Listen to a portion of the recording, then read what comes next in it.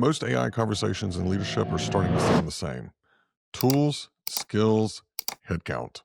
And here's the problem: that's not where AI is breaking companies. The technology mostly works, but what's failing now is that organizations are being redesigned around it.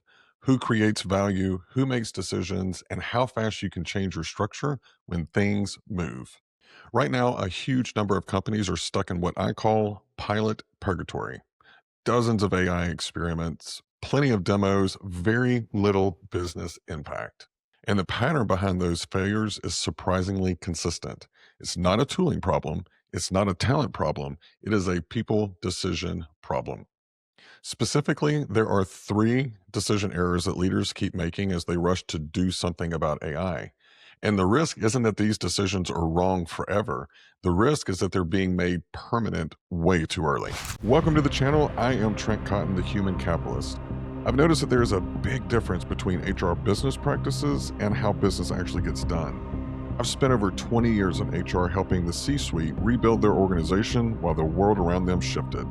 I've designed this channel to be an intelligence briefing on the business of people. So, if you're a CEO, board member, or a CHRO looking for the signal in the noise, welcome to the channel. Now, let's get to work. Now, let me ground this before we get too much down the road. If you're in HR, people, or the C-suite, you're probably seeing some version of this already. Pilots that never scale, teams who are unsure about who actually owns the outcome, managers quietly overriding systems or just blindly deferring to them. And look, what's happening underneath, it's pretty simple. Leaders are attacking the most visible layer first instead of the most important one. And that leads directly to our first mistake. Here's what I see a lot of organizations doing to start. They use AI to automate tasks, to consolidate roles, and remove middle layers. Now, especially the middle. On paper, it looks efficient. Fewer handoffs, wider spans of controls, and lower costs. But here's what's actually happening. Leaders are redesigning org charts before they understand where the value has moved. Now, let's be fair. This instinct makes total sense.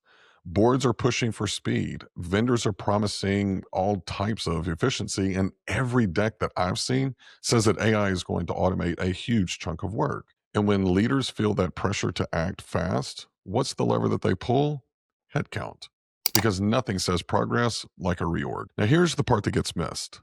AI doesn't automate just tasks. It changes coordination. It connects systems that used to be siloed. It surfaces conflicting data, and it collapses work that used to require multiple layers of translation. Now, this means that the value doesn't disappear, it moves. Okay, it moves. Well, where does it move? Well, interestingly enough, McKinsey did a study, and it shows that AI, as it moves into workflows, humans shift from doing work to orchestrating systems, framing problems, deciding trade-offs, and coordinating across people, agents, and robots. A lot of words. So what does that mean? It means that the value really moves into judgment, orchestration, and deciding when to trust the system and when not to. That work often lives in the middle. When leaders remove roles before redefining those judgment points, they don't just make the organization faster, they make it brittle. MIT did a study and found that 95% of enterprise Gen AI pilots failed to deliver on ROI, primarily because organizations tried to force AI into existing processes and structures. Instead, they should be rethinking the workflows and decision workflows from end to end. Now, when that happens, you end up with systems that technically work, but they fail in real situations because no one owns the gray areas. Like, no one reconciles conflicts, no one arbitrates the trade offs, no one is clearly accountable when the data disagrees with reality. And this is what happened to Zillow. A Sherm article tells of Zillow offers and how it failed when the company leaned heavily into pricing algorithms, overpaid for homes, and ultimately exited the business. Now, that caused a ton of layoffs to the tune of about a quarter of their workforce. So, what was the core issue?